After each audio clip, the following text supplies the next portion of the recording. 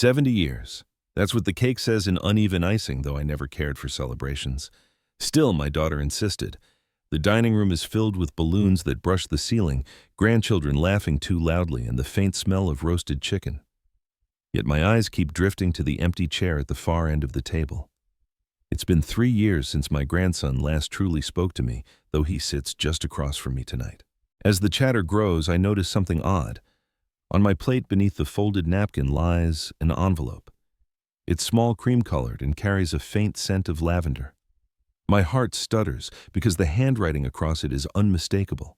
It's my late wife's. Her looping letters spell my name in a way no one else ever did.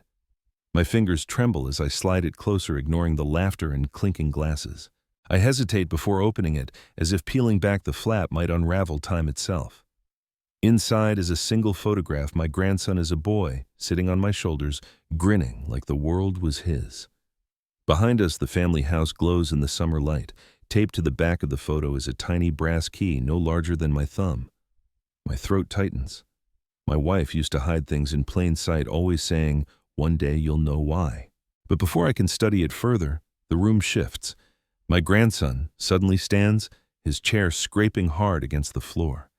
He lifts his glass high, but his words are not a toast. "You're finished, old man."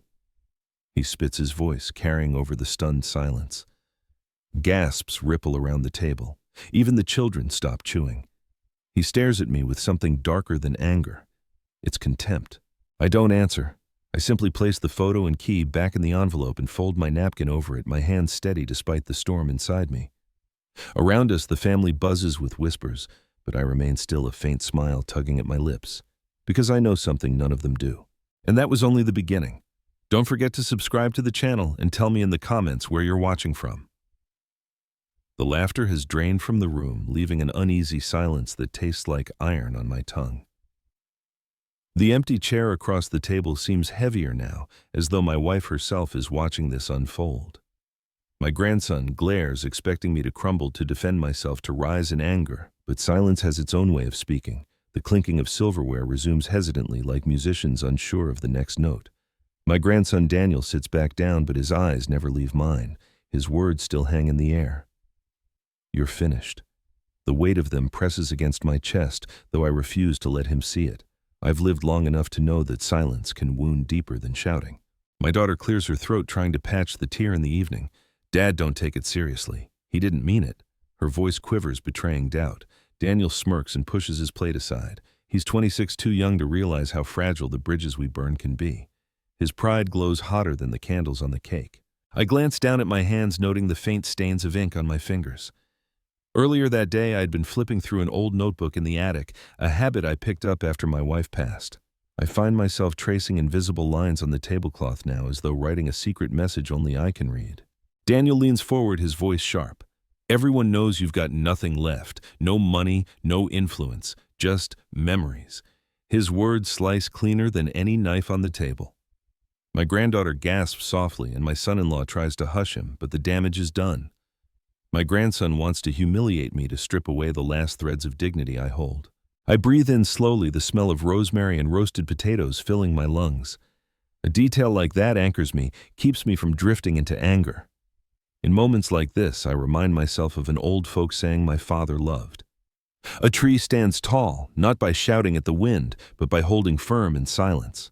The room feels smaller now, suffocating. My youngest grandson, only 9, clutches his spoon nervously. He doesn't understand the words, but he feels the tension. Children always do. Their innocence picks up on the vibrations adults pretend to ignore. I lift my glass, not in defense, but in quiet acknowledgement. "Daniel," I say softly, my voice steady. "Life has a way of finishing us all, but it also has a way of surprising those who rush to declare the end." His smirk falters for the briefest second. Still, he presses on. "Don't act wise, Grandpa. You're holding everyone back. We're done carrying dead weight." The words sting not because they're unexpected, but because they echo something I once feared myself. After my heart attack 5 years ago, I often wondered if my family saw me as a burden. The nights were long, and the silence of the hospital machines made me question my worth.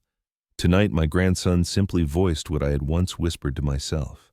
Yet beneath his cruelty, I sense desperation. His voice shakes at the edges like a boy throwing stones to hide his trembling hands. Something is fueling his anger, something more than disdain. I press my napkin gently to my lips, buying time. I know better than to lash out. Silence is a shield, but it is also a mirror, and I can see in Daniel's eyes that he expects me to break. But I soon realize that wasn't the worst of it. After the tension at dinner, the family scatters like startled birds. Some excuse themselves for coffee, others retreat into hushed conversations in the living room. I remain at the table, my plate untouched, my thoughts circling back to the envelope hidden beneath my napkin. When no one is watching, I slip it into my jacket pocket. My heart thumps, not from fear of discovery, but from the peculiar familiarity of what I hold. The paper is warm against my chest, as though my wife herself tucked it there moments ago. Later, when the house quiets, I slip away into my study. It smells faintly of old books and dust, a comfort that wraps around me like an old coat. I close the door softly, pull the curtains tight, and sit under the yellow glow of the desk lamp. From my pocket, I draw out the envelope. The photograph rests in my palm. My grandson Daniel, barely 6 years old, perched proudly on my shoulders, both of us beaming into the camera.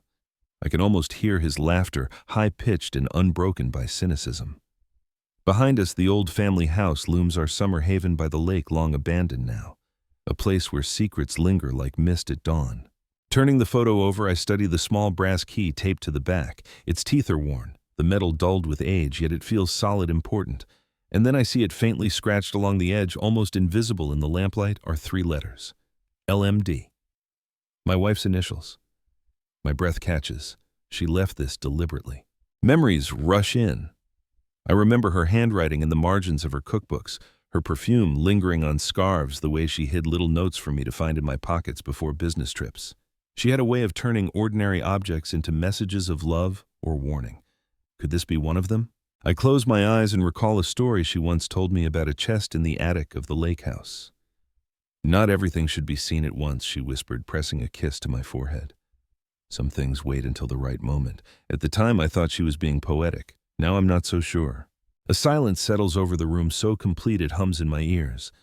I press the photograph flat against the desk, tracing Daniel's younger face with my finger. How did the boy in this picture become the young man who shouted that I was finished? How did love curdle into disdain so quickly? I lean back in my chair, the key heavy in my palm. Perhaps the answer lies not in what Daniel said tonight, but in what my wife left behind. She was always 3 steps ahead, anticipating storms before they arrived. Did she foresee this moment too? The lamp flickers once, then steadies. My reflection in the window looks older, wearier, but behind the lines in my face burns something stubborn, resolve. I know I must go back to the attic, not here, but at the lake house. The photograph, the key, the initials, they all point there. Still, unease gnaws at me. If this secret is powerful enough for my wife to conceal it for years, it could change everything, for better or for worse. Silence has its own way of speaking, and tonight it tells me I can no longer ignore the past. The next morning, the house feels different. Not quieter silence has its own tone, and this one cuts sharper than usual. Breakfast sits untouched on the table. My daughter fusses in the kitchen, pretending everything is normal, while Daniel scrolls on his phone, his smirk a shield. I sip my tea slowly, letting the steam curl against my face, choosing silence over confrontation. But the silence is not empty. It presses down thick and unyielding. Every clink of the spoon against a plate echoes like a hammer strike. Daniel occasionally glances at me, daring me to break it, daring me to show weakness. I don't. Years in business taught me one thing. Silence unsettles those who rely on noise to mask their fear. My thoughts drift back to the envelope hidden in my study drawer. The photograph, the brass key, the initials scratched into its side. LMD.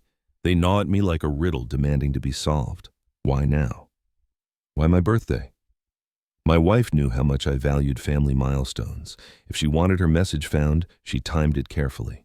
Daniel slams his phone face down on the table, shattering the brittle calm. This family can't keep pretending, he snaps. Grandpa's old stories and dusty books won't feed us. He's got nothing left. His voice rises, daring anyone to contradict him.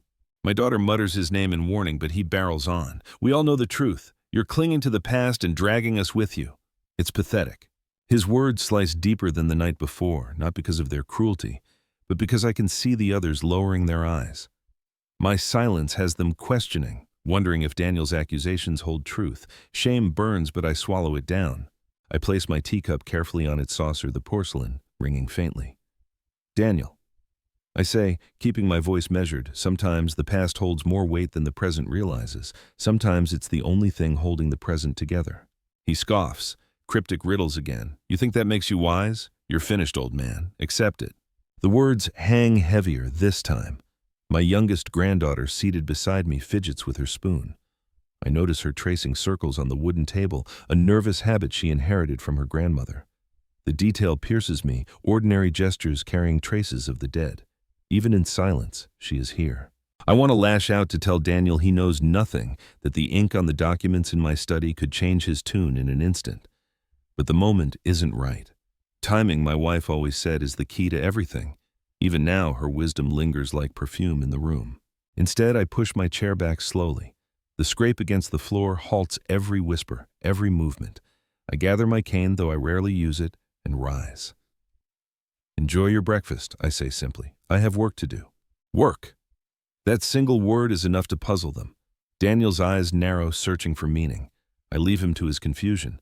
Sometimes silence paired with a single deliberate word can wound sharper than any shouted retort. Back in my study, I open the drawer and retrieve the envelope again. The photograph feels heavier now, as though burdened with the weight of secrets unsaid. My grandson's young smile beams at me from another lifetime. I touch the brass key taped to its back and my pulse quickens. My wife trusted me to find this at the right moment. The silence at breakfast confirmed what I already suspected. This family is cracking fractures, widening with each cruel word. If I don't uncover her message soon, the silence that cuts now will become silence that destroys. I thought I was safe, but I was wrong. The attic door groans when I pull it open, a long, low sound like a throat clearing before confession. Dust drifts down in lazy spirals, catching the thin beam of morning light sneaking through the window. I grip the banister tight every step of the ladder, complaining beneath my weight. This space hasn't been touched in years, maybe decades, yet it welcomes me back like an old accomplice. The air is thick with the smell of cedar and mothballs overlaid with something faintly sweet lavender, the same scent that clung to the envelope. My wife used to keep sachets in drawers and closets, swearing they chased away not only moths, but bad luck. I pause, inhaling deeply. Even here, in silence and dust, she leaves her trace. Boxes tower around me, sagging with age. Some are marked with fading ink, Christmas baby clothes, old taxes. Others remain nameless, their secrets sealed with brittle tape. I move slowly, brushing cobwebs from the tops until my hand finds a trunk in the far corner. The leather straps are cracked, the lock rusted but intact. I kneel, pressing the brass key from the photograph against the lock. It slides in with a soft click that jolts my heart. For a moment I hesitate. My wife's initials, LMD, still echo in my mind. Did she want me to find this now, or should I have found it long ago? The line between fate and delay blurs. The lock gives way with a creak. Inside, layers of fabric greet me, first folded shawls, lace handkerchiefs yellowed with time. Beneath them lies a small leather-bound journal, the cover worn smooth by fingers that must have traced it countless times. My initials are pressed faintly on the front, though I never owned such a book. My hands tremble as I lift it out. Flipping open the first page, I recognize her handwriting immediately. For the day when silence is no longer enough, it begins. My throat tightens. She wrote this for me, for this very moment. The entries spill across the pages, a mixture of memories and warnings. She recounts dinners where she saw the greed in Daniel's eyes, moments when he whispered too eagerly about inheritances and property. She writes about overhearing conversations I never knew took place, plans, schemes, ambitions that curdled into threats. But she also leaves breadcrumbs, dates, names, references to documents hidden away. She describes a property by the lake, the same house in the photograph. Not everything is lost, she writes. Look where the light hits the water first. I pause, absorbing her words. A mainstream fact flashes in my mind. Journals often preserve voices beyond death, serving as testimony in legal disputes. But I also recall an obscure detail my wife once shared. Old seafarers believed that water-reflecting dawn carried messages from the departed. She loved weaving folklore into daily life, never caring if it blurred with truth. The attic creaks under a sudden gust of wind, startling me. For a moment I think I hear her voice, soft and urgent. Don't wait too long. I close the journal, gently pressing it to my chest. The silence up here is different, less cutting, more protective. Still, a chill runs through me. If Daniel knew of this journal, if he suspected what it contained, his hostility would make terrible sense. Perhaps his outburst wasn't born of contempt alone. Perhaps he knows something I don't. I tuck the journal under my arm and glance back at the unlocked trunk. Shadows pool around it as though reluctant to reveal more. My wife's words echo. For the day when silence is no longer enough, that day has arrived. But I soon realized that wasn't the worst of it. Back in my study, I set the leather-bound journal on the desk, brushing away the thin layer of attic dust clinging to its cover. The faint gold imprint of my initials seems to gleam under the lamplight as though whispering, "This is yours, though you never touched it before." My fingers hover over the clasp. I've read the first page, but something tells me the real weight lies deeper. I open it slowly. The pages crackle like dry leaves, fragile yet stubborn. My wife's handwriting runs steady and deliberate, every loop and curve familiar. She never wrote casually. Each line was chosen, each word weighed like a prayer. The first section begins with memories. I had long forgotten our wedding day, the birth of our daughter Daniel's first birthday. She writes not of joy alone, but of shadows. She noticed quiet resentments, glances too sharp, whispers in corners. She describes her worry about how easily Daniel's smile could twist into manipulation even as a boy. At first, I bristle. He was just a child. I want to argue. But her words paint a portrait that now feels undeniable. A later entry chills me. She recounts overhearing Daniel at 15 speaking with a friend over the phone. "When Grandpa's gone, everything will be mine. You'll see." My wife had written, "His hunger frightens me. It is not for love, but for possession." The more I read, the more I sensed she foresaw the very moment at my birthday dinner when Daniel would shout, "I was finished." She predicted the humiliation, the contempt. But she did not stop there. She left instructions. Halfway through the journal, a page is folded at the corner. I unfold it carefully. Written across in bold strokes, "Lake House under the floorboards by the hearth." My pulse quickens. That house has been abandoned for years, shutters sagging, roof tiles slipping like old teeth. Yet my wife points to it as though she knew I'd need it now. I pause, letting the silence of the study envelop me. Outside, a car passes its headlights, briefly painting shifting shadows on the wall. The ordinary becomes unsettling, the way shadows move, the way the lamp flickers. I realize I'm holding my breath. A mainstream truth presses into my mind: inheritance disputes often tear families apart more brutally than strangers ever could. But I recall also an obscure detail in certain rural towns. People hide deeds or valuables beneath hearthstones, believing the warmth of the fire would protect their legacy.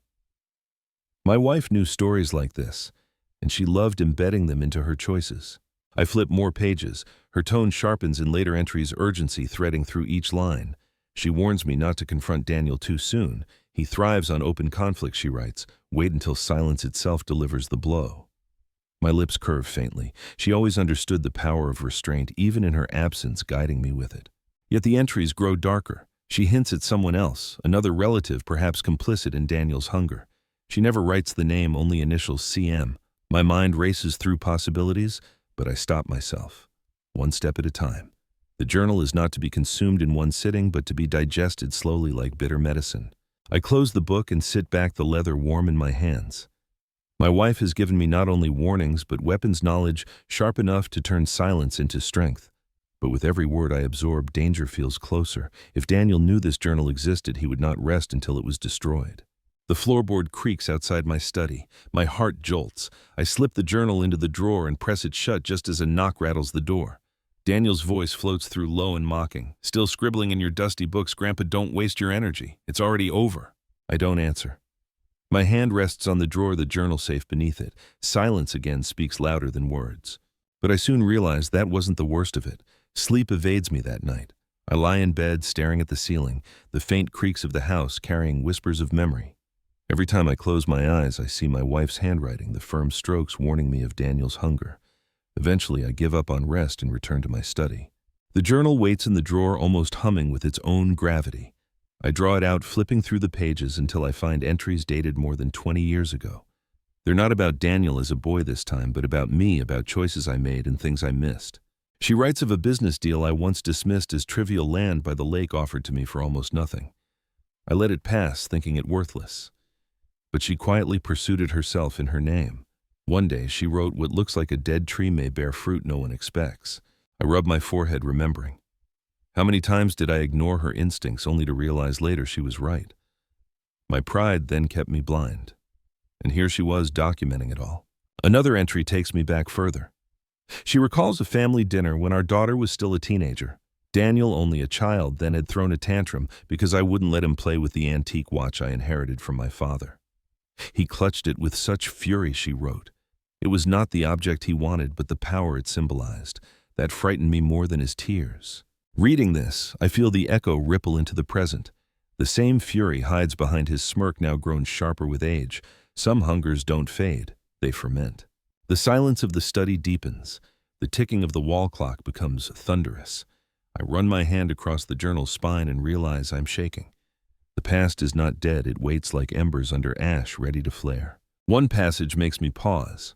She describes visiting the lake house alone years after we abandoned it. She wrote about finding comfort in its solitude, but also about locking something away there. When the time comes, she penned, "Look beneath the hearthstone. There you will find not only paper, but proof. Proof of what? My heart races. Proof against Daniel, against others. My wife was precise with words. If she wrote proof, it meant something undeniable. My gaze drifts to the photograph again, the one of me and Daniel in happier days. For a moment, grief swells. How did that laughing boy become the man who spits venom now? Did I fail him somehow, or was the seed always there, watered by envy and neglect? A mainstream thought, intrude psychologists often warn that entitlement can grow when children are shielded from struggle.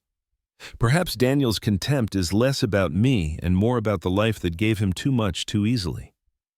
But then another thought, an obscure belief my wife once quoted, returns some souls, she said, are born carrying debts from before birth. No amount of kindness can untangle what fate twists.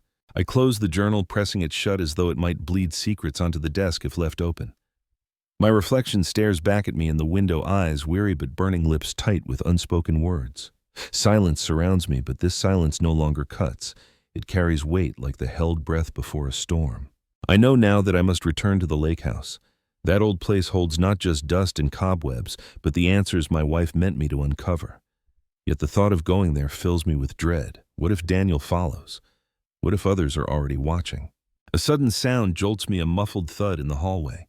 I freeze, straining my ears. For a moment I think it's just the house settling, but then comes the faintest creak, like footsteps on old wood. I slide the journal back into the drawer and lock it. My hand lingers on the key, my heart pounding. Someone is outside my study, listening. I thought I was safe, but I was wrong. The footsteps fade, leaving me uncertain whether they were real or the echo of my own unease. I sit motionless in the darkened study, the locked drawer heavy with secrets.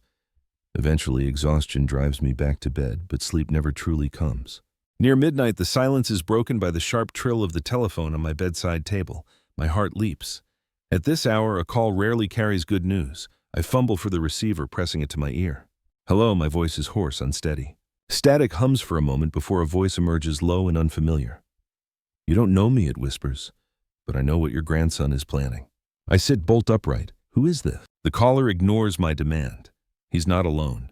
He's been making promises he can't keep without tearing you down first. Don't trust him. Don't trust the ones who stand beside him either. A chill runs through me. My grip tightens on the receiver, my knuckles whitening. What are you talking about? Who are you? The line crackles, then falls silent for a beat before the voice returns, urgent, almost pleading. Check the hearth at the lake house, soon, before he does. Then the line goes dead. I pull the receiver away slowly, staring at it as if it might explain itself. My pulse thunders in my ears. I press redial, but only the hollow tone of an untraceable call answers back. For a long moment I sit frozen, the weight of the words pressing on me. Could this be connected to the journal? To my wife's cryptic notes about proof beneath the hearthstone, and how could a stranger know about Daniel's plotting, unless someone inside this family is feeding him? I rise from bed, pacing. The old floorboards groan beneath me, their familiar protest a reminder of how long I've lived in this house. Each creak seems to echo the caller's warning. Don't trust him, don't trust them. A mainstream fact, intrudes phone calls like these are often dismissed as pranks, but history tells of countless cases where anonymous warnings proved life-saving. One famous story lingers in my mind, a banker spared because of a mysterious tip to avoid a doomed train. Chance or fate? An obscure memory of my wife surfaces too. She once told me that in old folk tales, voices of the departed sometimes reach the living through static or whispers on wind. If you ever hear something strange in the night, she teased, listen twice before you dismiss it. I always laughed then. Tonight, her words chill me. I lower myself into the armchair by the window. Outside, the night stretches endless shadows pooling beneath the trees. Across the hall, I imagine Daniel asleep or perhaps awake, scheming in silence. Could he sense that I now hold the journal, that I know more than I let on? The brass key in my pocket feels heavier than ever. My wife's initials, the lake house, the folded pages pointing me there. And now a stranger's call, urging me to move quickly. Threads weave tighter, pulling me toward a place I thought I'd left behind forever. I rub my temples. The question hammering, who is helping him? The initials CM from the journal burn in my mind. Could it be my cousin Margaret? Or someone else entirely? Shadows of suspicion dance over every name, every smile I've trusted. The phone remains on the nightstand, silent now, but glowing faintly as if daring me to expect another ring. I stare at it, half hoping, half dreading it will sound again. But it doesn't. Only the silence answers. And in that silence, I feel the weight of choices pressing closer. I thought the journal would give me clarity. Instead, it has left me with questions that gnaw like wolves at the edge of sleep. One thing, however, is certain: I can no longer sit idle. The lake house calls to me, and whatever lies beneath its hearth may be the only way to end this spiral before Daniel, or whoever stands with him, takes everything. But I soon realized that wasn't the worst of it. The morning air is sharp with dew when I step outside. After the strange midnight call, I can't stay still. My legs ache, but the garden draws me, the one place where silence feels less like a blade and more like a balm. Birds chatter in the trees, unconcerned with human betrayals. I envy them. The roses my wife planted still bloom stubbornly, though no one tends them now. Their petals are tinged with decay, yet they release a fragrance so sweet it makes my chest tighten. She always said roses thrive on struggle, too much comfort, and they die. Perhaps families are the same. As I trace the stone path, a whisper catches my ear, not the wind, not the birds. A human voice, low and hurried. I stop, heart thudding. Beyond the hedge, Daniel paces with his phone pressed tight against his ear. I shrink back, hidden by the rosebush. My grandson's voice carries clearer than he realizes. I told you he won't last much longer. He's weak, confused. We just need to push a little harder. My breath catches. His words confirm what the journal and the call hinted: he isn't acting alone. He pauses, listening. Then, don't worry, once it's in my name, we'll both have what we need. Just trust me. The garden, once my sanctuary, now feels like a stage where treachery plays out. I press a hand against the rough bark of an oak tree to steady myself. Its surface is cool and grounding, reminding me of an old superstition my wife loved, that oaks listen, storing secrets in their rings for centuries. I silently beg this tree to remember for me, in case my own voice is silenced. Daniel laughs suddenly, a hollow, rehearsed laugh I don't recognize. It twists my stomach. He lowers his voice again, but I catch a fragment: the lake house. My blood chills. So he knows, or at least suspects. I remain hidden, every muscle tense.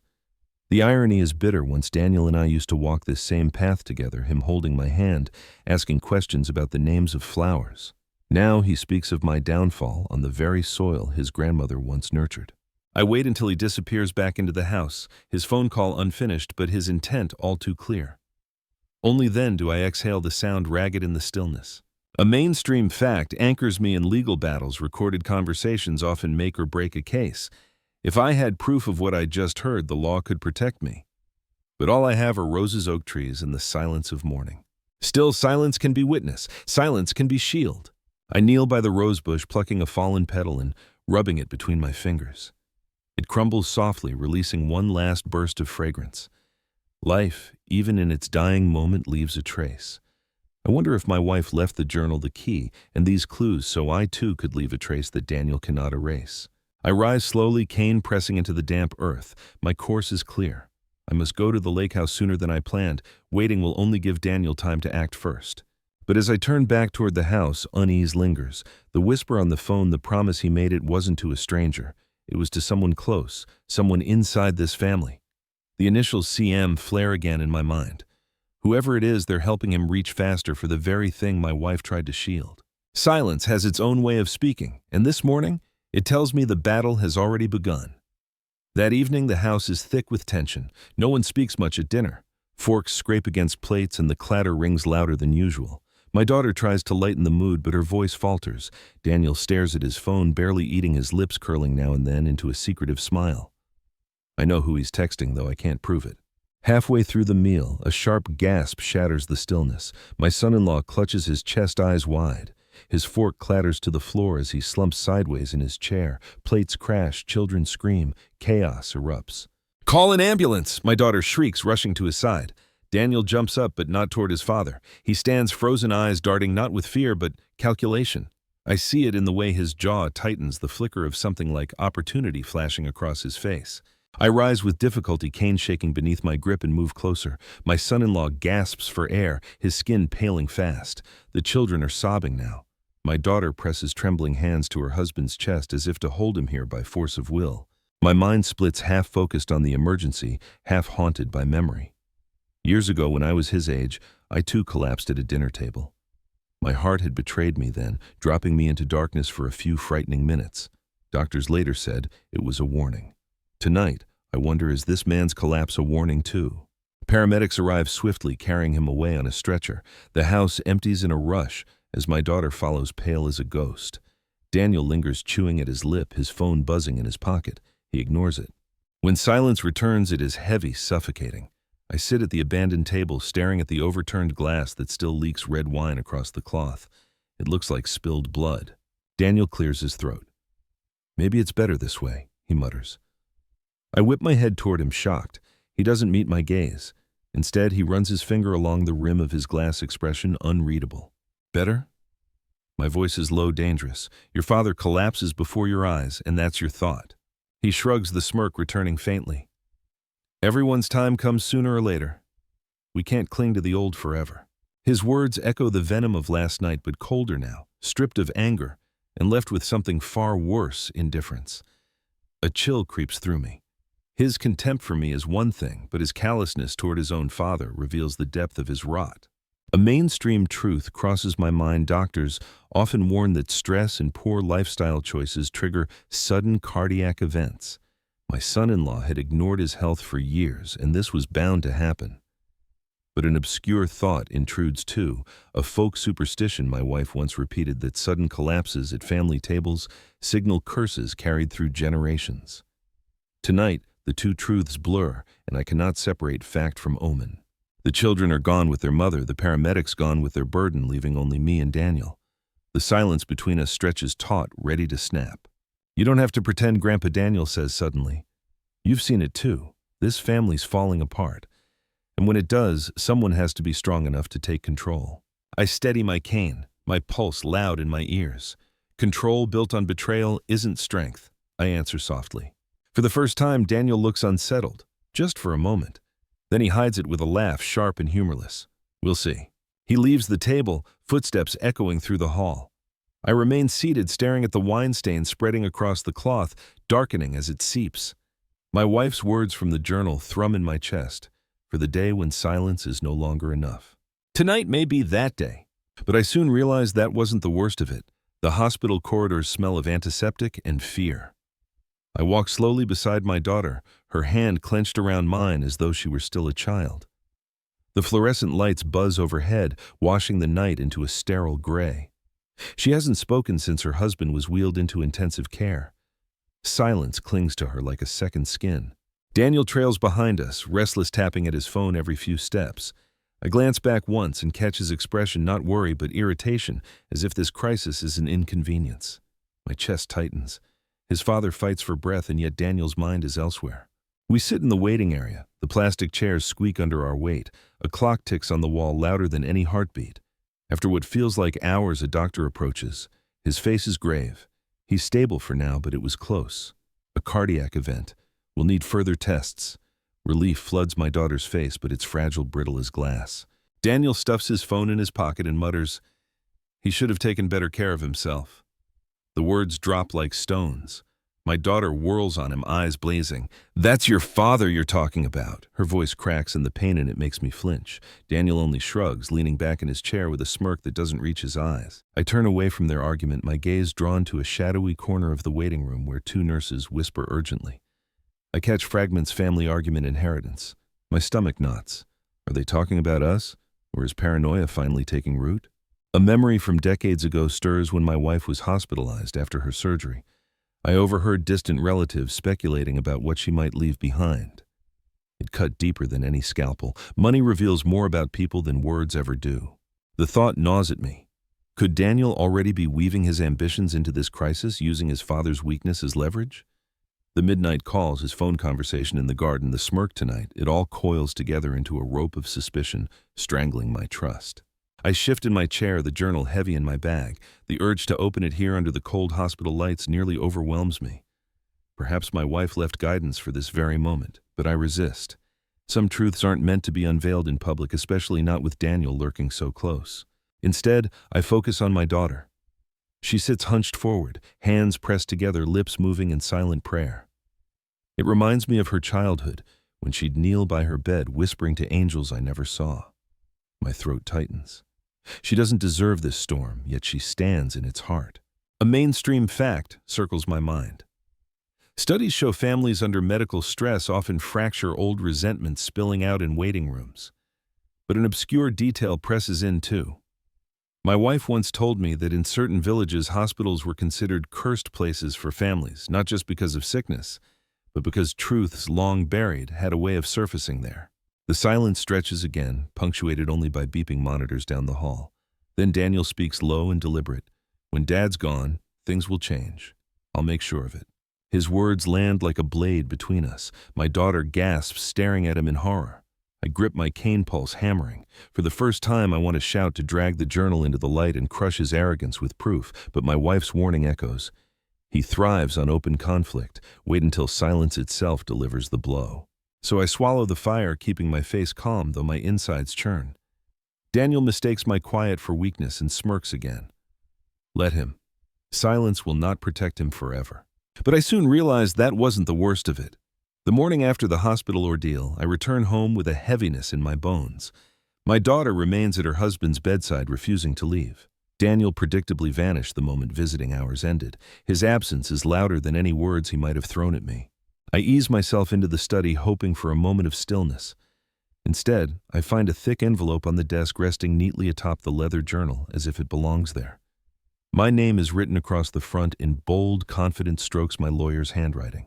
A flicker of unease crawls up my spine. We hadn't spoken in months. Why now? I slit the envelope open with the brass key still resting in my pocket. Papers slide out, legal documents stamped and signed, prepared weeks ago, but time for delivery today. At the top in black ink are the words, "Last Will and Testament Revised." My breath catches. I shuffle through the pages, heart thundering. My wife's name appears again and again, her signatures neatly placed beside clauses she amended long before her passing. She anticipated everything, even this moment. One paragraph in particular makes my blood run cold. The property by the lake, along with its contents, is to remain undisclosed until such time as my husband deems necessary. It is not to be listed among assets, nor divided until proof of intention is revealed. Proof, the same word she wrote in her journal. The hearthstone. My pulse quickens. She tied the will and the journal together like strands of the same rope. At the bottom of the stack lies a handwritten note from my lawyer. She asked me to release this now on your 70th birthday. Said you'd know what to do. The timing makes my chest ache. My wife, even in death, continues to weave her hand through the threads of my life. She knew Daniel would strike by now. She knew silence would grow too heavy to hold. I lean back, closing my eyes. Mainstream truth strikes me. Wills often ignite wars fiercer than any battlefield, splitting families beyond repair. I've seen neighbors drag each other through courts until only ashes of relationships remained. Yet another thought surfaces, obscure and unsettling. An old tale says that if a will is altered on the cusp of death, its words carry the soul's final weight, binding the living to the dead's unfinished work. Reading her signature tonight feels exactly like that. A knock rattles the study door. I shove the papers back into the envelope, sliding it under the journal. Daniel enters without waiting for permission. His eyes dart around the room, sharp and searching. "Morning," he says casually, though his tone is too rehearsed. "Anything interesting arrive in the mail?" I study him, offering only silence. His smirk flickers when I don't rise to the bait. He lingers by the window, pretending to admire the garden. "You know, Grandpa," he begins, "sometimes people hold on to things too long. Property money, houses they can't even take care of, and then younger blood has to clean up the mess. My grip tightens on the cane, but I keep my voice calm. You speak as if you've already decided who deserves what. He turns grin sharp as a blade. Haven't I? We hold each other's gaze. For a heartbeat, I consider reaching for the envelope, waving the documents in his face, ending this charade. But again, my wife's warning rises. He thrives on open conflict. So instead, I smile faintly, letting silence stretch until Daniel shifts uncomfortably. He leaves soon after, his footsteps quick and clipped. As the door shuts, I let out the breath I didn't realize I'd been holding. The envelope and the journal rest together on the desk, waiting. Together, they hold the past and the future in equal weight, but they also carry danger. If Daniel discovers them before I act, everything unravels. And as I stare at the sealed window, I swear I catch a reflection. A shadow that isn't mine, lingering just a moment too long before fading. I thought I was safe, but I was wrong. The journal and envelope lie side by side on my desk, two silent conspirators bound by my wife's unseen hand. Yet another object waits in the trunk upstairs, half forgotten until this moment. I return to the attic, dust clinging to my shoes, and dig beneath the folded shawls. My fingers brush against a flat leather-bound ledger. It is heavier than it looks, its spine stiff with age. I carry it down to the study, heart pounding. Under the lamplight, I crack it open. Numbers march across the pages in neat columns. My wife's handwriting once more. Not ordinary household expenses. These are bank records, property listings, coded references, accounts I never knew existed. The deeper I go, the more shocking the totals become. Hidden assets spread across multiple banks, small deposits that when combined paint a picture of quiet fortune. Land titles tucked into pockets of the ledger reveal properties registered not in my name but hers. She was building a fortress in secret, brick by brick, coin by coin. One page in particular chills me. The lake house is listed but with a note in the margin, proof secured, ledger to confirm. My chest tightens. The ledger and the journal are pieces of the same puzzle. Together they form a map and perhaps a weapon. A mainstream fact stirs in my memory. Hidden accounts often surface in probate, shocking families who thought they knew everything. I recall a neighbor whose children turned on each other when their mother's secret savings appeared. Yet here I see more than money. I see strategy. My wife wasn't hiding wealth for greed. She was hiding it to protect it. From whom? The answer is already clear. Still, the entries grow stranger. Interspersed with the financial notes are cryptic symbols, small drawings of keys, flames, and circles. An obscure echo from folklore whispers to me circles often marked protection, flames symbolized rebirth. My wife was no mystic, but she loved embedding metaphors into her work. Was she warning me that money alone would not shield us? As I flip further, I discover receipts from a lawyer, payments for services unconnected to our known accounts. Attached is a photocopy of a deed, the lake house, but notarized under conditions of confidentiality. My hands tremble. She took deliberate steps to keep it beyond reach until the right moment. The silence of the study deepens. I run my palm across the ledger's worn cover as though touching it might connect me to her again. How long did she carry this secret? How often did she sit at this very desk recording each figure, each plan without me noticing? A pang of guilt pierces me. While I buried myself in work, she was shielding the family's legacy alone. A creak outside the study door startles me. I shove the ledger beneath a stack of newspapers just as Daniel's voice pierces the air. "Grandpa," he calls. "Talking to yourself again." His tone is mocking, but I sense something more: curiosity, suspicion. I force calm into my voice, just reminiscing. He lingers too long in the doorway, eyes scanning the room. I angle my body to block the desk. Finally, he smirks and retreats, but the silence he leaves behind hums with danger. I pull the ledger back into the light, tracing the last line she wrote. "Silence is strength, but silence must be broken at the hearth." The words tie every clue together. The journal, the envelope, the ledger, all pointing to that one place. I lean back, exhaling. The oak clock ticks steadily, each second a reminder that time is running out. Daniel grows bolder with each passing day, and whoever whispers with him fuels his impatience. The ledger is proof but also bait. If he discovers it, everything collapses. If I protect it, perhaps I can finally turn silence into shield and strike when the moment comes. But I soon realized that wasn't the worst of it. 2 nights later, I call the family together. The decision weighs heavily, but the journal, the envelope, and the ledger all whisper the same truth. Silence can only hold so long before it cracks.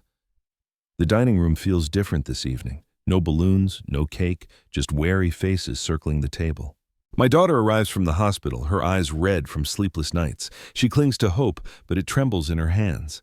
Daniel sits opposite me, arms crossed, a smirk plastered on his face, as though this is merely entertainment.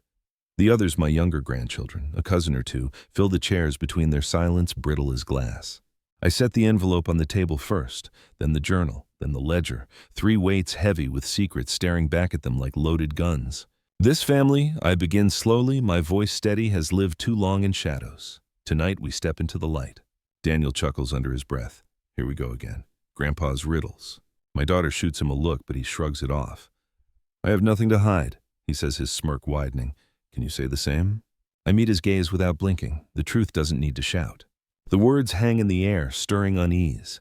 My younger grandson squirms in his chair. My cousin, Margaret C.M. My mind whispers, folds her arms tightly, eyes darting to the ledger with too much interest. I open the journal, reading aloud a passage my wife wrote years ago. When greed burns brighter than love, silence must speak louder than words. The proof lies where the fire once warmed us all. I close it gently. She saw this coming. She saw you, Daniel. The smirk fades for a fraction of a second before he recovers. So what? She wrote some dramatic nonsense in a diary. That doesn't mean anything. I slide the ledger across the table. Pages fan open, numbers glinting like hidden stars. It means she was prepared. She recorded everything. Properties, accounts, assets you've never dreamed of. All shielded until the day silence had to be broken. Gasps ripple around the table. My daughter's eyes widen, tears brimming not from greed but from shock. Perhaps even betrayal that her mother kept so much hidden. Margaret leans forward, her fingers twitching as though she longs to seize the book. Daniel's composure cracks. He slams his palm on the table. This is a trick. He's manipulating you. It's all forged. You think an old man scribbling in notebooks scares me? I don't rise to his bait. Instead, I place the brass key in the center of the table. Its metallic glint silences the room. This opens more than a lock, I say softly. It opens truth. Truth your grandmother buried because she knew one day we'd need it. The room fractures. My daughter whispers frantic questions. Margaret shifts uneasily, her eyes glued to the key. Daniel glares at me with a fury that could ignite stone. Why now, he spits. Why drag us into your fantasies unless... His eyes narrow. Unless you're about to cut me out. I lean back, my faint smile steady. Perhaps silence has already cut you out. The words ripple like a stone tossed into still water. Gasps, whispers, the rustle of shifting bodies. Daniel pushes back his chair so violently it screeches across the floor. You'll regret this, he growls. But for the first time, I see something beneath his rage. Fear. The gathering splinters. After that, voices rising, chairs scraping, the family unraveling in real time. I sit motionless, the key glinting before me, the ledger heavy at my side, the journal whispering warnings I can almost hear. Silence has its own way of speaking. Tonight it said everything. The family scatters into corners of the house after the stormy gathering whispers trailing like smoke. Only Daniel remains in the dining room with me, his jaw clenched, his fists balled at his sides. The brass key still glints on the table between us, a quiet spark in the dim light. For a long moment he says nothing. His chest rises and falls, his anger struggling to find shape. Then it erupts. You're finished, he shouts, the words tearing from his throat. You think waving old papers and keys around makes you powerful? You're nothing but a relic clinging to scraps of the past. This family deserves more, and I'll take it whether you like it or not. His voice shakes the chandelier above, sending crystals trembling. My younger grandchildren peek nervously from the hallway, eyes wide, before their mother hustles them away. The echo of his rage fills the silence he's trying to break. I don't flinch. I don't rise. I simply smile. Not mockery, not triumph, just the quiet smile of a man who knows something the other does not. That smile unnerves him more than any defense could. He slams his fist on the table again, rattling the ledger. Stop playing games with me, old man. Tell me what's in that house. Tell me what you're hiding. I trace the rim of my teacup, letting the porcelain cool beneath my finger. My wife's voice whispers in my memory. He thrives on open conflict. Don't give him the fire he seeks. Daniel, I say softly, do you know what silence can do? It can wait. It can watch. And when the moment is right, it can shatter louder than any scream. His face twists, caught between fury and confusion. For a moment I see the boy he once was, demanding answers he didn't understand. But that boy is long gone, buried under ambition and greed. You think you've won, he snarls. You'll see. You'll all see. He grabs the brass key, clutching it so tightly his knuckles whiten. This will open everything, and when it does, you'll have nothing left. I let him hold it. My smile doesn't falter. Keys open doors, Daniel, but not all doors should be walked through. His breathing quickens ragged now. He looks at me as if trying to peel away my calm, desperate to find the fear he craves. But I give him none. Silence has its own way of speaking. Tonight it roars louder than his outburst. He storms from the room, footsteps echoing like thunder down the hallway. Margaret trails after him, her face pale, her lips pressed tight. I watch them go. Knowing the game has shifted, they think they hold the key literally, but the truth remains in my hands, buried in words, in proof, in silence. I lean back in my chair, the ledger heavy beside me. My wife's journal whispers again from the desk drawer. Wait until silence delivers the blow. A mainstream thought crosses my mind. In any negotiation, the one who keeps calm usually holds the power. But another detail, obscure yet sharp, lingers an old superstition that when someone screams, "You're finished," the opposite may be true. That outburst often signals fear of their own downfall. I sip my tea, though it has long gone cold. Daniel's rage no longer rattles me. It confirms what I already know: he's not only desperate but afraid. And that fear will be his undoing. But I soon realized that wasn't the worst of it. Morning light spills through the curtains in thin golden bands, striping the dining table where the brass key once lay. Daniel took it during his outburst, convinced he'd seized control. But what he doesn't understand is that keys don't just open locks, they reveal character. And his character has already betrayed him. I call the family together once more, though this time fewer come. My daughter remains at the hospital tending to her recovering husband. Only Margaret, two of my younger grandchildren, and Daniel arrive.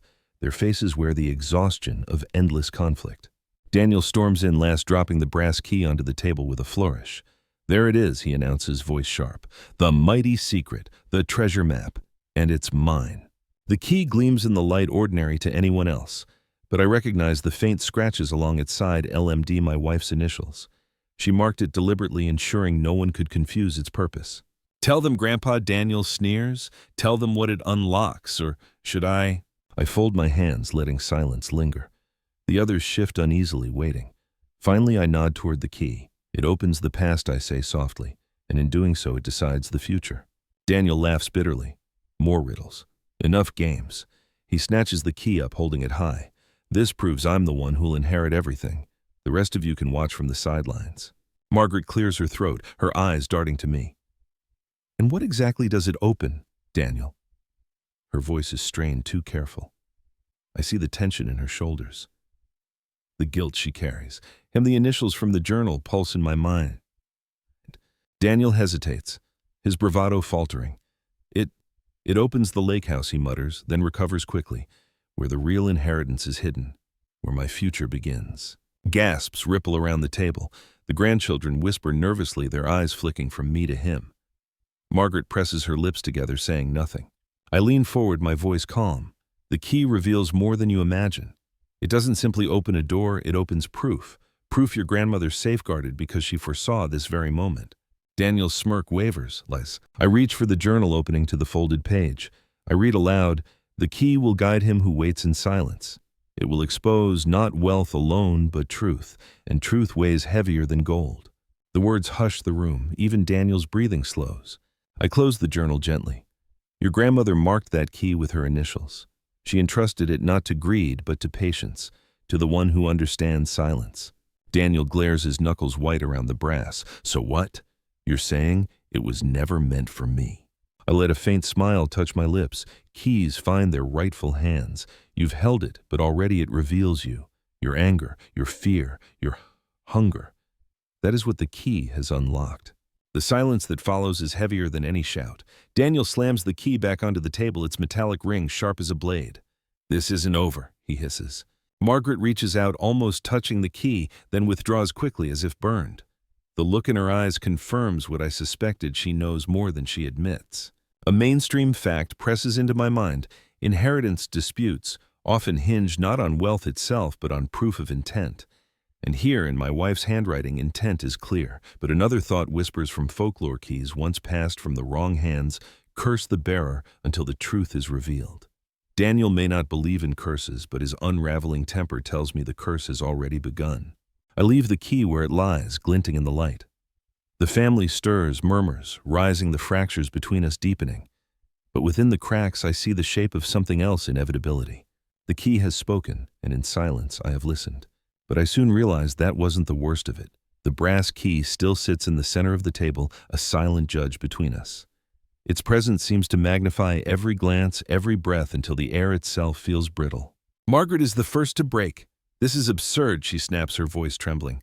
"We're tearing ourselves apart over an old key and a dead woman's scribbles." Her words sting not because of their bluntness, but because she dares to call my wife's foresight nonsense. Daniel seizes the moment. "Finally, someone with sense," he says, leaning back smugly. "See, even Margaret agrees. Grandpa's playing us with fairy tales." But Margaret doesn't meet his eyes. Her hands twist in her lap, her gaze locked on the ledger I've kept close. The initials CM flare in my mind. She knows more than she admits. My younger grandchildren begin to cry quietly, unsettled by the raised voices.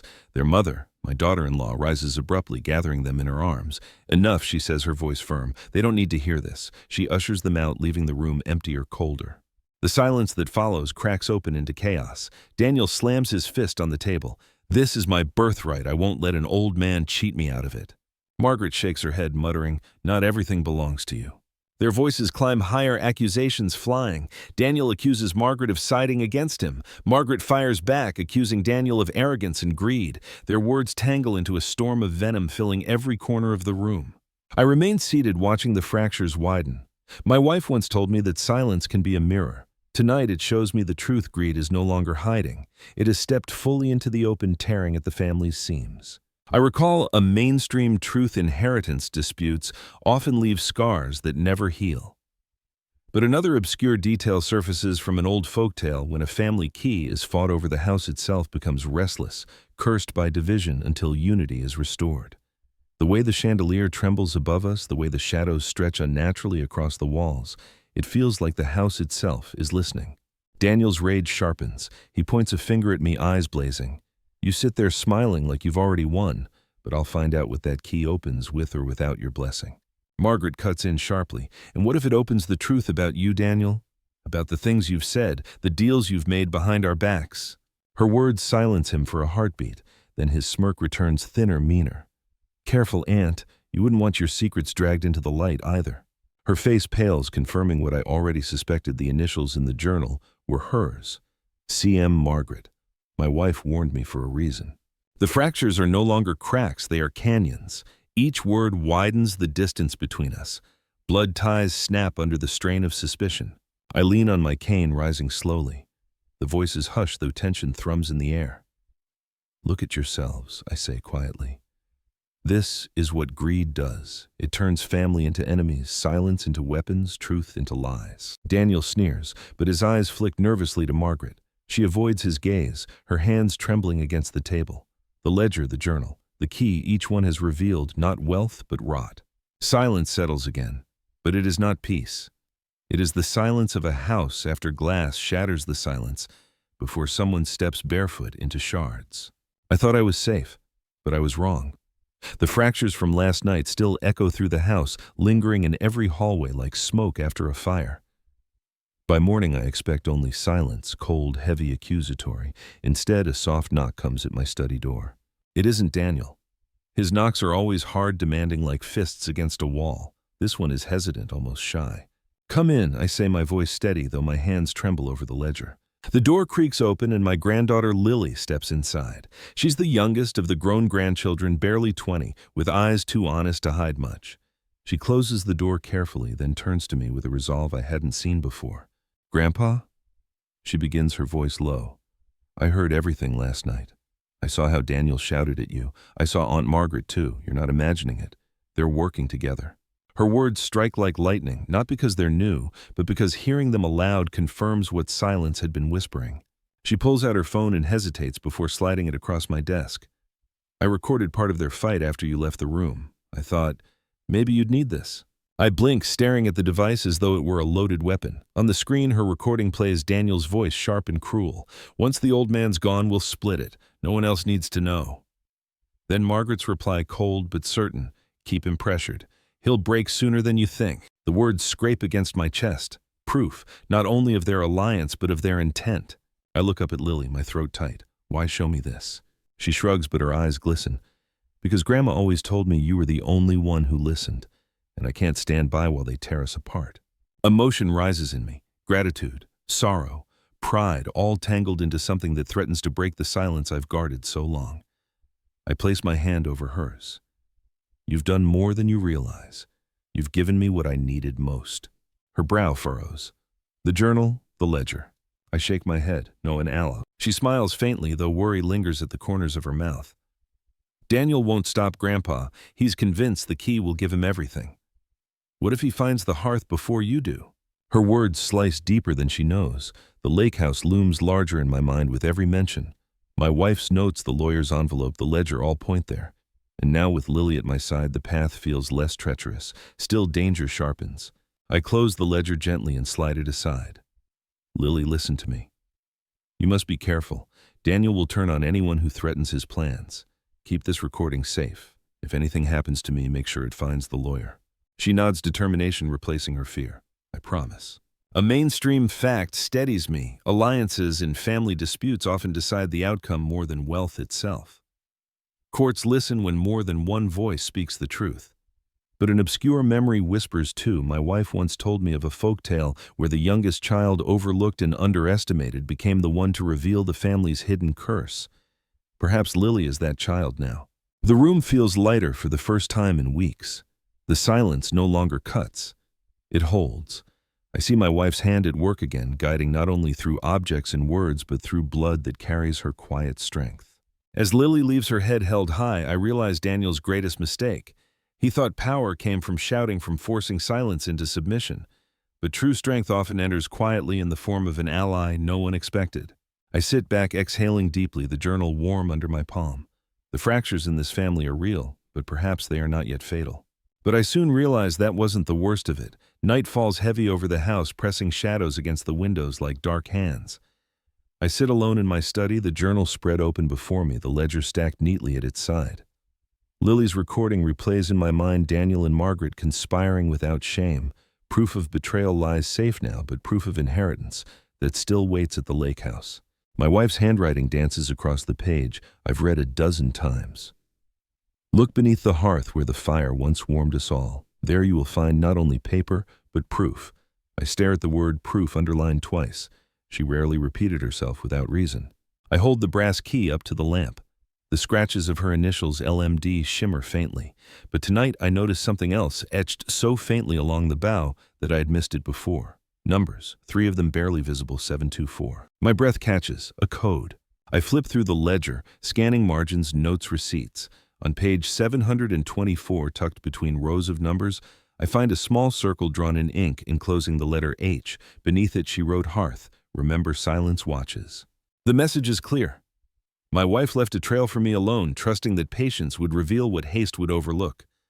Daniel's shouting blinded him. He never looked closely enough. I lean back, my pulse racing. A mainstream truth presses in numbers often marks safety deposit boxes, hidden accounts codes waiting to be unlocked. But another obscure thought surfaces from folklore. In some traditions, numbers scratched onto metal are seen as protective wards meant to guide the bearer to what is theirs by right. My wife knew both law and lore. She fused them seamlessly. A floorboard creaks in the hallway. I freeze, listening. Silence, then footsteps retreating. My hand closes around the key, slipping it into my pocket. I know Daniel prowls the house like a restless wolf. If he saw me staring at the numbers, the game would be over. I close the journal and slide it back into the drawer. But before I lock it, I tear a single page from the back, a blank one, and scribble the numbers 724, circling them twice. I tuck the slip into my wallet. If Daniel ever gets his hands on the journal, he won't find this clue. The silence of the study thickens, pressing down on me like a hand over my mouth. My wife's voice seems to echo through it. When silence is no longer enough, let proof speak. The clue is mine now, hidden within memory and paper. The lake house waits its hearth, holding answers that could change everything. Daniel thinks the key is his victory. He doesn't know it carries his undoing. I rise slowly, cane steady beneath my grip. The oak clock ticks toward midnight, each sound a reminder that time is running thin. Tomorrow I must go to the lake house. Tomorrow I will uncover what my wife left hidden in stone and ash. But as I reach for the lamp, a shadow flickers across the window. Someone is outside, watching. My blood chills. I thought I was safe, but I was wrong. Morning arrives with the gray light of an unsettled sky. Clouds hang low, heavy as stone. I'm nursing a cup of bitter coffee in the study when the doorbell rings. Its chime cuts through the silence, sharp and unexpected. Through the frosted glass, I glimpse a familiar figure, my lawyer, Mr. Harris. He steps inside with his leather briefcase, his shoulders hunched against the damp air. His face is grave, more lined than the last time I saw him. I had business in town, he says, as he sets the case on my desk, but I thought it best to stop here first. There are matters you need to see. My heart pounds as he pulls out a sealed packet thicker than the envelope he sent before. He unfolds the documents carefully, his fingers steady. Practiced. These, he explains, are your late wife's final instructions, not just the will. She left amendments, codicils, directives, even letters addressed only to you. I sit straighter, my cane across my knees. Why now? He meets my eyes. Because she told me to wait until your 70th birthday. She believed by then truth would be necessary. He slides one letter across. My wife's handwriting curls across the page. If you are reading this, silence has run its course. Go to the lake house. Use the key. Beneath the hearth you'll find proof not only of what is ours, but of what has been plotted against us. Do not hesitate, for they already whisper against you. My chest tightens. She knew. She knew Daniel would turn. She knew Margaret would side with him. She foresaw the fractures years before they split open. Mr. Harris clears his throat. Your wife also gave me power of attorney in certain matters. She wanted me to ensure her assets remained untouched until you alone decided otherwise. That protection is still in place, though it's precarious. Precarious how? He hesitates, lowering his voice. Your grandson has approached me more than once, pressed me even. He believes he has a claim. He's tried to force information from my office. Rage sparks in my chest, but I swallow it, forcing my voice calm. And Margaret. A shadow crosses his face. Yes, she too, together. The confirmation chills me, though it's no surprise. Lily's recording already gave me proof, but hearing it from Harris hardens the truth like stone. I glance at the documents. Among them lies a deed signed, sealed, notarized, naming me sole executor of the lake house property. A clause follows in my wife's hand. No transfer, no sale, no inheritance shall occur until the hearthstone proof is revealed. Proof again, always proof. A mainstream fact clicks in my mind. The law demands evidence stronger than suspicion. But an obscure belief one my wife once whispered as we watched firelight dance in the hearth lingers too. Stone holds memory. If you hide something beneath it, it will wait as long as needed. She trusted the hearth because it was more than stone, it was witness. Harris closes the briefcase but leaves the packet behind. Be careful, he warns. Daniel is impatient. Desperation breeds recklessness. If he believes the key gives him power, he may not wait for legality. I nod, slipping the brass key into my pocket. Its weight is comforting steady. The numbers etched faintly on it, 724, burn in my memory. After Harris leaves, the house falls silent again, but it is no longer the silence of uncertainty. It is the silence of readiness. I rise, leaning heavily on my cane. Tomorrow I go to the lake house. Whatever waits beneath the hearthstone will either save me or destroy us all. But I soon realized that wasn't the worst of it. The road to the lake house winds through pines that lean close, their branches scraping the sky like bony fingers. I haven't driven this path in years. The tires crunch over gravel each turn, pulling me deeper into memory. My wife's laughter used to echo here on summer evenings, Daniel riding on my shoulders as fireflies blinked in the dusk. That boy is gone. In his place, a man gnawed hollow by greed. When I arrive, the house stands slumped against the shoreline shutters, sagging, its paint peeled away by rain and time. Still, it carries a dignity born from endurance, like an old soldier left to guard his post. I step out of the car, cane sinking slightly into the damp earth. The lake glimmers dull silver under the clouds, rippling with secrets. Inside, the air smells of dust and ash. The fireplace dominates the main room, its stones blackened from decades of warmth. My wife's note echoes in my head. Look beneath the hearth where the fire once warmed us all. I kneel slowly, joints aching, and run my hand across the stones. They are cold, unyielding. But near the center, one stone wobbles faintly under pressure. My pulse quickens. I press the brass key against its seam. With a groan, the stone shifts. Beneath it lies a metal box, tarnished but intact. My hands tremble as I lift it free. The key fits the lock perfectly. It opens with a soft click, revealing neatly stacked papers brittle with age. At the top lies a letter in my wife's hand. If you hold this, silence has done its work. Show them only when the time is right. Until then, let patience be your shield. Beneath the letter are deeds, bank statements, and most damning, a signed confession. My eyes widen. It is Margaret's handwriting acknowledging debts she forced my wife to cover in secret. Attached is proof of funds siphoned from family accounts, evidence hidden to protect the family name. Margaret had been leeching for years, and Daniel no doubt learned greed at her knee. I barely have time to absorb it before the door slams open behind me. Daniel storms in, face, flushed eyes burning. I knew it, he snarls, striding across the room. You thought you could keep it from me. But I followed you, Grandpa, and now it's mine. He lunges for the box, but I clutch it to my chest, cane pressed firm against the floor. This isn't yours, Daniel, I say quietly. It was never meant for you. His hands shake, rage spilling over. All my life I've been waiting, watching you sit on everything while I get nothing. You don't deserve it. For the first time, I see past his fury into the hollow pit of fear beneath. He isn't angry because he's denied wealth. He's angry because he knows he's already lost. I set the box on the hearth, my voice steady. Wealth is not inheritance, Daniel. Legacy is, and you've squandered it. He stares at me, trembling, then at the papers. His bravado falters. For a flicker of a moment, the boy he once was, grinning on my shoulders, shines through. Regret flickers in his eyes, small and fleeting but real. He sinks onto the dusty sofa, burying his face in his hands. His voice breaks. I thought if I had it all, I wouldn't feel so small. Silence stretches, heavy but different this time. Not cutting, not hostile, just heavy with the weight of truth. A mainstream truth presses in. Money cannot patch the holes left by neglect and pride, but an obscure one follows in old tales. Heirs who cry, regret too late, are cursed to carry it until their last breath. Looking at Daniel now, I wonder if that curse has already claimed him. The fireless hearth, once a place of warmth, now bears witness to his unraveling. But I soon realized that wasn't the worst of it. The drive back from the lake house feels longer than the journey there.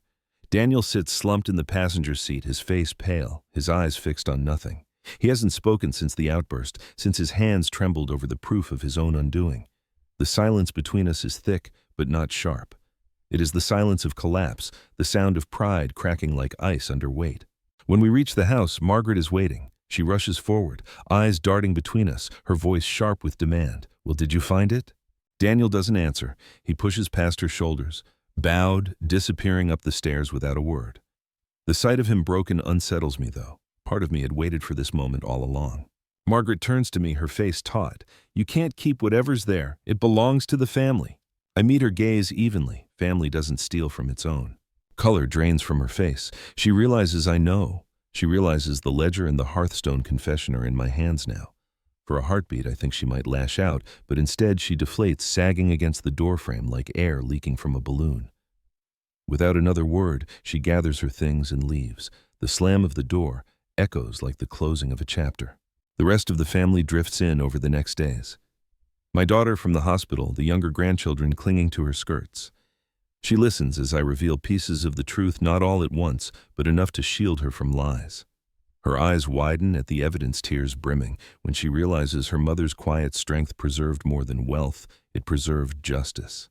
The household feels fractured, everyone walking carefully as if each word might shatter the floor beneath us. Meals are quiet, eyes downcast. Even the children sense the weight. A mainstream truth hums in my mind. Families who fight over inheritance rarely recover. Relationships splinter, wounds fester. Yet an obscure tale my wife once loved lingers too, of clans torn apart who later rebuilt stronger, but only when they confronted their shadows. Rot, she would say, must be cut out before the tree can grow again. I sit in the study one evening, the box from the hearth resting on the desk beside the journal and ledger.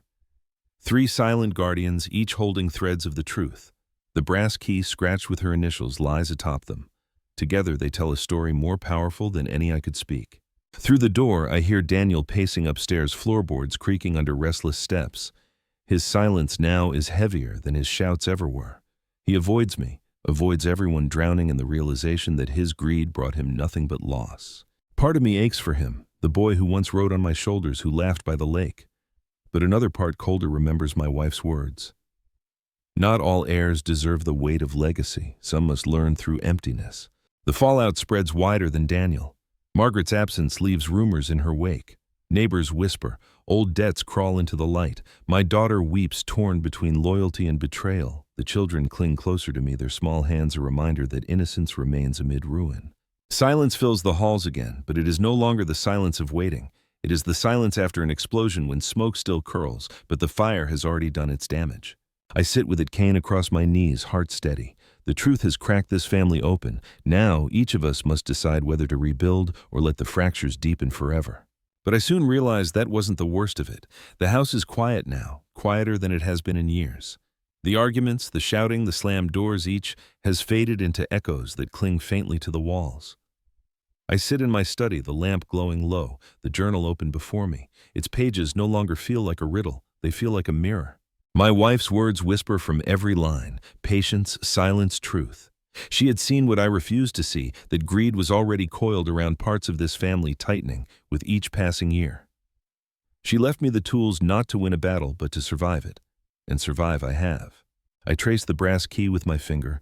It scratches soft beneath the pad of my thumb. It unlocked more than a hearthstone. It unlocked the truth about all of us.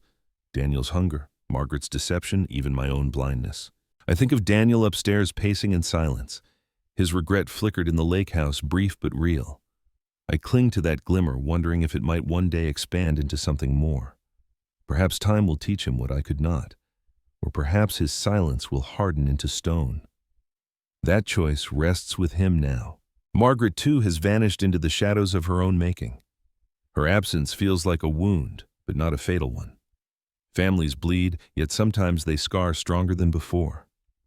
My daughter, exhausted from hospital vigils, clings to hope that her children will grow beyond these fractures, that they will not inherit the rot. I breathe deeply, letting the air fill my lungs. A mainstream truth surfaces: wealth, no matter how carefully preserved, rarely brings harmony. It exposes hearts, lays bare intentions. Yet another thought, obscure but resonant, hums from my wife's favorite folklore. A house divided is not cursed forever, only until truth is spoken aloud. Perhaps we have spoken enough now. The silence tonight is not the cutting kind. It is softer, a blanket rather than a blade. I sip my tea, bitter but grounding, and reflect on the path that brought me here. I once thought silence was my only shield. Now I see it was also a voice, a way of speaking when words failed. Still, shadows remain. The family will never be the same. Trust once cracked does not mend easily, but within the wreckage lies clarity. I know now who stands with me, who against me, and who still wavers between. I glance at the photograph tucked back into the journal, the one of Daniel on my shoulders grinning at the lake. My chest tightens. That boy lives only in memory, but memory is a powerful thing. It shapes us even when we resist it. Perhaps one day he will remember too. The brass key rests heavy in my palm. It belongs not to me anymore, nor to Daniel, nor even to Margaret. It belongs to the truth. And truth, once revealed, cannot be hidden again. Silence has its own way of speaking. Tonight it tells me that my role is nearly done. But I soon realized that wasn't the worst of it. The days that follow unfold more slowly, as though time itself has grown weary of conflict. The house, once rattled by shouts and slammed doors, now breathes only in quiet sighs. The children play softly in the garden, their laughter cautious but genuine. My daughter visits with tired eyes, bringing news of her husband's slow recovery. There is healing, though it limps rather than strides. I spend my hours in the study, the journal, ledger, and box neatly arranged on the desk. Not as weapons anymore, but as reminders.